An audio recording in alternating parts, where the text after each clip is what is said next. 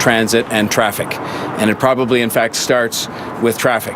And it is for that reason, because I heard the same thing during the election period, that I moved early on in my term in office to implement a 6-point congestion plan to get Toronto moving. We're making sure that people don't park illegally during rush hours and that we reduce lane closures due to private building construction. And these changes have made an impact on traffic. But there's a lot more that needs to be done to have a lasting impact on congestion. And that is why at the beginning of this year we doubled the number of initiatives we were undertaking, including, as you know, the review of 10 of the worst intersections in the city, the deployment just this past week of police officers to help to direct traffic in aid of the congested intersections throughout the city to help pedestrians remain safe and to help traffic flow better. We've just introduced again this week the city's first ever citywide road safety plan, taking real action to keep everybody in Toronto safe. And by everybody, I mean pedestrians, cyclists, motorists, and others, whether they're on a bike or driving in a car, or most importantly of all, walking. A big cause of a lot of the congestion we see in the city is due to road construction. And today we stand here just with the Gardiner behind us with lanes closed due to necessary construction. And I know that the people of Toronto find this frustrating. On the one hand, they clearly understand we have to do the construction, but on the other hand, they're always wondering why it takes so long, why so many lanes are closed, and so on and so on. And for them, it's a simple matter that they're late for work, they're late to get home to their families. They have shared these frustrations with me, and they're very human frustrations that they're facing. If it means safety as well being threatened when people feel the need to rush around because they're caught in congestion when there's construction underway and then get off onto some of the side streets and are in a hurry to get somewhere. And that's not to excuse that, it's to say that this kind of thing happens. I was given a mandate to do better than that, and we've tried to take a number of steps on these major construction projects to do better and to initiate things on a step-by-step basis. The Gardiner cuts through the heart of the city. It is a critical artery in our road network, and it's in need of extensive repairs.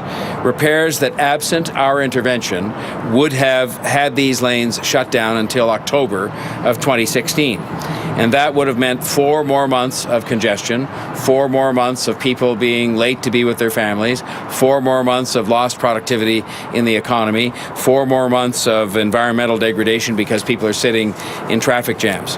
But thanks to the leadership of Councillor Robinson, the Public Works Committee, the city staff led by Mike DeAndrea, and all the people that you see assembled behind you and others, we were able to tell you last September that the construction would be done in mid-July, 3 months sooner than expected. And I have even better news to share today, because the one person that I didn't yet thank is the contractor, who has worked very hard, has had the benefit of some, I think, fairly good weather, and it is now going to allow them to open the Gardiner lanes that have been closed for so long on June 25th, just in time for the summer driving season and in time for the Canada Day weekend. Now, weather could still affect that schedule by a day or two. There's even the possibility it could be a day earlier than the 25th, but it could be a day or two later. But I have full confidence the date of the 25th of June will be met.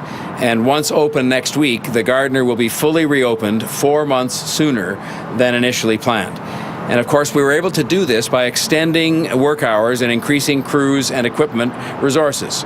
And yes, there was a cost. In fact, the city agreed to pay $3.4 million in acceleration costs to get this done. I believe, and I continue to believe, and I've always believed once we got the estimates, this is a modest price to pay in order to alleviate the suffering of commuters and the damage done to the economy, to family life, and to the environment. The city estimates that construction on the Gardiner costs us $1 million per day in lost productivity. And so if you do the math, you simply do the math of 4 months that we gained back by investing, $1 million a day in lost cost to the economy would multiply out to $120 million in lost productivity that would have been the case had we not done this. People often ask me, well, what's an example of the kind of lost productivity that totals up to these millions of dollars when you have the lanes closed and the jam-ups take place as a result?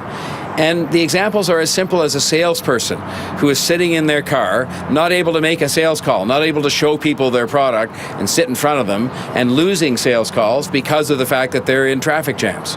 Or it could be a professional person who charges out their time by the hour, but they can't actually bill for an hour that they're sitting on the Gardiner Expressway. Or it could be something that's come up to me repeatedly by different companies in service businesses and retail businesses who have late deliveries and have to actually hire on more trucks and more drivers. And that otherwise might be seen as a good news story that it was creating more jobs, but that company is going to be less productive and less successful because they have to hire more people solely on account of traffic jams caused by construction work that we're doing at a slow pace.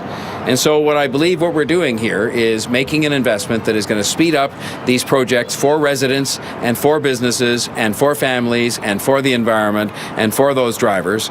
Now, just so people won't conclude that all is done forever with respect to the Gardiner, I should remind them, as we told them at the time when we announced that we would speed this up and get it open faster, there is much more work to be done on the Gardiner in the not-too-distant future. The first thing people will hear about, and it's not coming for a while, but next year we will have some closures on the York Bay ramp because there is work that needs to be done there to effectively replace that, and it's going to result in not a closure of the Gardiner but some dislocation of traffic.